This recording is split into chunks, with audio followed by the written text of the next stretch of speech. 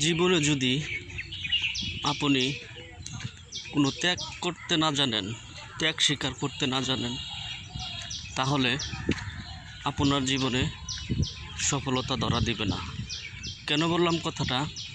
এই পৃথিবীতে যত বড় বড়, যত জ্ঞানীগুণী বা যত বিশ্ববিজেতারা এসেছে, তারা সকলেই কোনো না কিছু, কোনো না কোনোভাবে, কোনো না কিছু তারা ত্যাগ স্বীকার করেছে। কারণ এই জীবনে যদি সফলতাই যদি না আসে, তাহলে এই জীবনের কোনো মূল্য নেই। যেমন ধরেন, আমাদের নবী হযরত সাল্লাল্লাহু আলাইহি সাল্লাম একটি ভবিষ্যৎবাণী করেছিল যে মুসলমানরা কনস্টান্টিনোপল জয় করবে। এটা কিন্তু ভবিষ্যৎ করে গিয়েছিল। সেই ভবিষ্যতের আলোকে উসমানীয় সালতানাতের সপ্তম সুলতান কিন্তু বিশাল ত্যাগের মাধ্যমে এবং কঠোর পরিশ্রমের মাধ্যমে সেটা কিন্তু বিজয় করেছিল 1453 খ্রিস্টাব্দে, যা এখনও ইতিহাস হয়ে রয়েছে। তাই বললাম, পৃথিবীতে কোনো কিছু অর্জন করতে হলে অবশ্যই সাহসী এবং ত্যাগী হতে হবে। একমাত্র যারা ত্যাগ করতে জানে তারাই পৃথিবীতে স্মরণীয় হয়ে রয়েছে।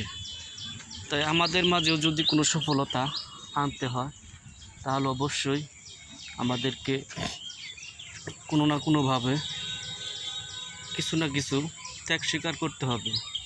কারণ কোনো শাসক গোষ্ঠী কোনো কিছু এমনিতেই পায় না, তাদের যদি নিজস্ব কোনো ত্যাগের মহিমা না থাকে। ত্যাগের মহিমাটাই পৃথিবীর সফলতার মেন চাবিকাঠি। সকলেই ত্যাগ করতে শিখবেন, ত্যাগের মহিমায় আপনারা এগিয়ে যাবেন। কারণ ত্যাগ ছাড়া পৃথিবীতে কোনো কিছু অর্জন করা মোটেই সম্ভব হয়নি। এরকম অনেক নজির আছে।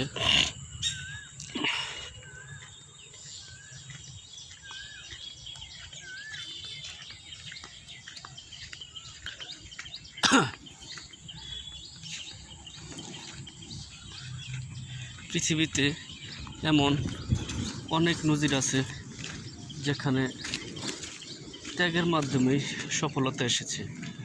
ধীরগতি হলেও আমাদের ত্যাগ স্বীকার অবশ্যই করতে হবে। ত্যাগের পরেই সুখ। তাই ত্যাগকেই আমরা পৃথিবীর সফলতার চাবি হিসেবে নেব। সকলেই ভালো থাকবেন। আল্লাহ হাফেজ।